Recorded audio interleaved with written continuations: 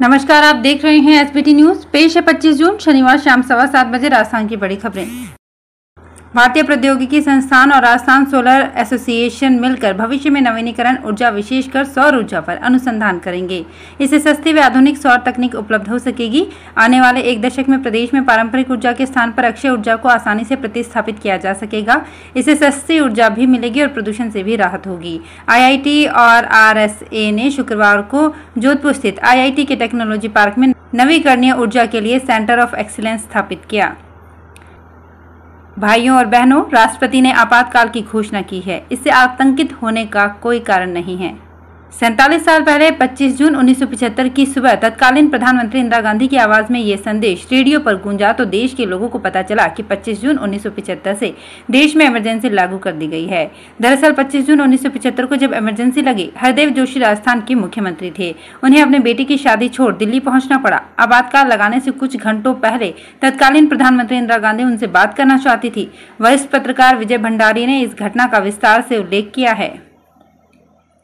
राहुल गांधी से ईडी पूछताछ के विरोध में कांग्रेस के आंदोलन को धार देने के लिए राजस्थान प्रदेश के सभी मंत्री विधायकों को दिल्ली बुलाया गया था। प्रदेश के मुखिया का निर्देश था और हाईकमान से जुड़ा मामला था, तो सब दौड़े दौड़े गए।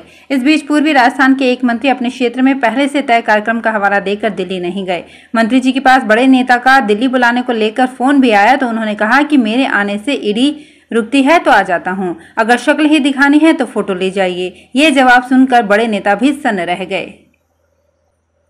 राजस्थान के सबसे बड़े सरकारी हॉस्पिटल सवाई मानसिंह में आज हार्ट ट्रांसप्लांट किया गया। जयपुर के जेएलएन मार्ग पर स्थित फोर्टिस हॉस्पिटल में ब्रेन डेड मरीज के अंगदान के बाद ये ट्रांसप्लांट हो गया।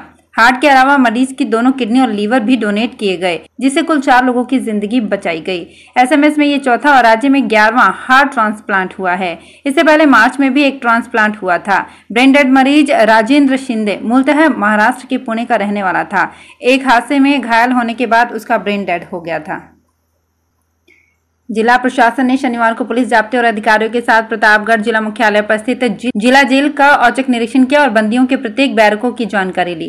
कलेक्टर सौरभ स्वामी, एसपी डॉक्टर अमृता दुहन के निर्देशन में अतिरिक्त जिला कलेक्टर गोपाल स्वर्णकार, एडिशनल एसपी चिरंजी लाल मीणा, ऋषिकेश मीणा, शहर कोतवाल रविंद्र सिंह पुलिस जाब्ते के साथ जिला जेल पहुंचे और जेल स्टाफ के साथ अचानक जेल की सघन तलाशी ली। हालांकि तलाशी के दौरान जेल में कोई भी आपत्तिजनक सामग्री नहीं मिली। स्मार्ट सिटी मिशन के 7 वर्ष पूर्ण होने पर शनिवार को देश भर में विभिन्न कार्यक्रम आयोजित किए गए। इसी कड़ी में अजमेर स्मार्ट सिटी की ओर से हरिभाव उपाध्याय विस्तार स्थित गांधी स्मृति उद्यान एवं माखोपुरा स्थित ट्रेंचिंग ग्राउंड पर पौधारोपण कार्यक्रम आयोजित किया गया। गांधी स्मृति उद्यान में अजमेर उत्तर विधानसभा क्षेत्र के विधायक वासुदेव देवनानी एवं जिला कलेक्टर एवं अजमेर स्मार्ट सिटी के मुख्य कार्यकारी अधिकारी अंशदीप ने पौधारोपण किया। टैक्स सिस्टम में टैक्स सलाहकार सरकार और पब्लिक के बीच की कड़ी होते हैं। जीएसटी लागू होने के बाद इसके सरलीकरण को लेकर कई बार आवाज उठी, लेकिन कोई ध्यान नहीं दिया गया। जीएसटी काउंसिल की मीटिंग में बात तक नहीं सुनी जाती। ये बात यूडीएच मिनिस्टर शांति धारीवाल ने कोटा में टैक्स बार एसोसिएशन के सेमिनार में कही। उन्होंने कहा कि हम विरोध जताते हैं, लेकिन उसके बाद भी सर्वसम्मति से बताते हुए फैसले लागू कर दिए जाते हैं। उदयपुर सहित पूरे मेवाड़ को अगले 2 दिन में गर्मी से राहत मिल सकती है। मौसम विभाग का अनुमान है कि अगले 2 दिन में उदयपुर में बरसात का दौर शुरू हो सकता है। हालांकि शुक्रवार को उदयपुर का तापमान एक बार फिर 40 डिग्री के निकट पहुंच गया। शुक्रवार को दिन का पारा उदयपुर में 39.6 डिग्री सेल्सियस रहा। वहीं शनिवार सुबह का पारा भी 26.2 डिग्री पर पहुंच गया। राजस्थान सरकार की ओर से वरिष्ठ नागरिकों को विभिन्न तीर्थ स्थानों की निःशुल्क यात्रा करवाई जाएगी। राजस्थान सरकार इस साल 20,000 वरिष्ठ नागरिकों को वैष्णो देवी, रामेश्वरम, जगन्नाथपुरी समेत कई प्रसिद्ध तीर्थ स्थानों की निःशुल्क यात्रा करवाने जा रही है। 60 साल से अधिक आयु के नागरिक इस योजना के लिए पात्र होंगे, जिनके पंजीकरण कैंप का आयोजन किया जा रहा है। कोटा में पीसीसी सचिव राखी गौतम की ओर से सुभाष सर्किल के पास 2 दिन का पंजीकरण कैंप लगाया जा रहा है।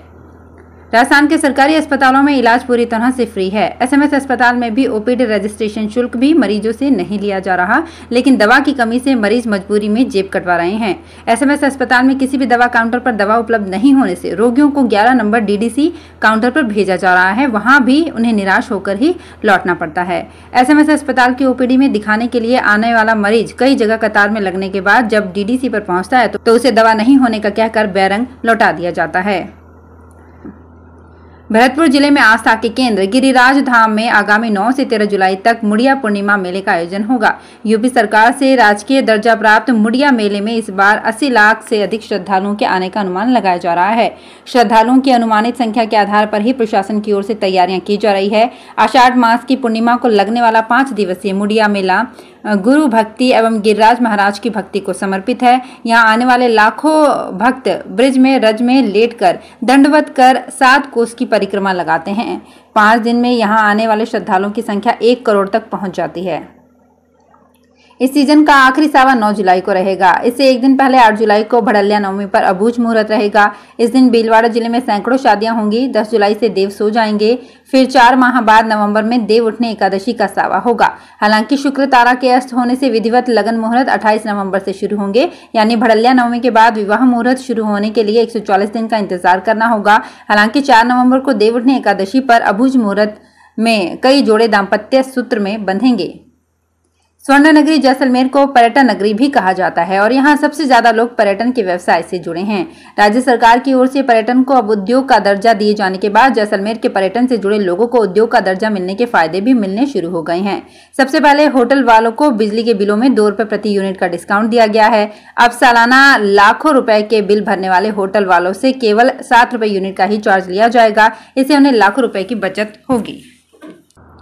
पूर्व मुख्यमंत्री वसुंधरा राजे अपने 3 दिवसीय सिरोही जिले के दौरे के अंतिम दिन शुक्रवार की शाम को शिवगंज पहुंची। उन्होंने यहां पूर्व विधानसभा उपाध्यक्ष तारा भंडारी से उनके निवास पर मुलाकात कर उनके स्वास्थ्य के बारे में जानकारी ली। इसके बाद जागनाथ महादेव मंदिर पहुंचकर पूजा अर्चना की और भगवान शिव से खुशहाली की कामना की। डॉक्टर भंडारी की पुत्रवधू डॉक्टर रक्षा भंडारी सहित परिजनों ने पूर्व सीएम का पुष्पहार से स्वागत किया। करीब 20 मिनट तक राजे ने पूर्व विधानसभा उपाध्यक्ष से उनके स्वास्थ्य के बारे में जानकारी ली। सूर्यदेव वर्तमान में आर्द्र नक्षत्र में हैं और वे 6 जुलाई तक इसी नक्षत्र में रहेंगे। ज्योतिष शास्त्र के अनुसार सूर्य आर्द्र नक्षत्र में होने पर शुभ फल देते हैं। भारतीय संस्कृति में भी सूर्य का आर्द्र नक्षत्र में प्रवेश बहुत महत्वपूर्ण माना जाता है। मैदिनी ज्योतिषी के अनुसार वर्षा ऋतु का प्रबल कारक सूर्य और मौसम परिवर्तन का कारक है। इससे बारिश की स्थिति और भी श्रेष्ठ बन रही है। जोधपुर के ज्योतिषी अनीश व्यास के अनुसार इस बार श्रेष्ठ बारिश के योग बन रहे हैं। तो फिलहाल इस बुलेटिन में इतना ही। फिर हाजिर होंगे कुछ और बड़ी खबरों के साथ।